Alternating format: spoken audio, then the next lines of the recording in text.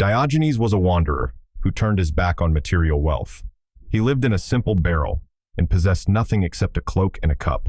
One day, he witnessed a child drinking water from his hands, and in that moment, he realized that the cup was unnecessary. He threw it away, declaring that the child had surpassed him in simplicity. Diogenes was known for his unconventional behavior. He would engage in acts considered shameful by others, such as urinating in public and mocking those who judged him. Yet, he was a brilliant mind who became famous across Greece. Plato, one of the greatest philosophers of the time, was once asked to define what it means to be human. He replied, "A featherless biped." In response, Diogenes plucked a chicken, brought it to Plato's academy, and shouted, "Here is your human." This clever act made Plato revise his definition, adding the description with broad, flat nails. Diogenes' fame reached even the ears of Alexander the Great, who decided to meet the philosopher. When Alexander found Diogenes basking in the sun, he introduced himself, saying, "I am Alexander the Great." Diogenes, without the slightest hint of awe, looked up and responded, "And I am Diogenes, the cynic." Intrigued by his indifference, Alexander offered, "Ask anything of me, and I will grant it." Diogenes, without hesitation, replied, "Step out of my sunlight." Shocked but amused, Alexander laughed and said to his entourage, "If I were not Alexander, I would wish to be Diogenes." Diogenes retorted, "If I were not Diogenes, I would also wish to be Diogenes." He embodied the true essence of cynicism, living only with what was necessary. Despite being mocked and treated like a dog, Diogenes embraced the insult. People would throw bones at him, treating him as less than human. But instead of responding with anger, he would mimic the behavior of a dog, even urinating on those who mocked him. On one occasion, Diogenes was seen washing vegetables when Aristippus, a philosopher who flattered the wealthy, commented, "If you learned to serve the king, you wouldn't have to wash vegetables." Diogenes retorted, "If you learned to wash vegetables, you wouldn't have to flatter the king." Diogenes often begged from statues. When asked why, he replied, "I am practicing rejection." Once, when his barrel home was destroyed by vandals, he cheerfully remarked, "Now the mice won't have a place to nest." A corrupt official, aware of Diogenes' disapproval of his actions, tried to avoid him. When they eventually crossed paths, the official said, "Don't look at me."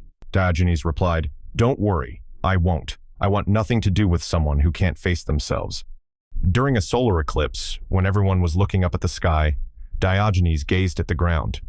When asked why, he said, "I'm trying to see what's so fascinating up there that everyone has forgotten to look down." These stories aren't simply tales of eccentric behavior. They are glimpses into a philosophy that still challenges us today. Diogenes taught that true happiness comes from stripping away society's unnecessary layers. He showed us that by living simply, focusing only on what we truly need, and questioning meaningless societal norms, we can live more authentically. He wasn't rejecting material wealth for the sake of it.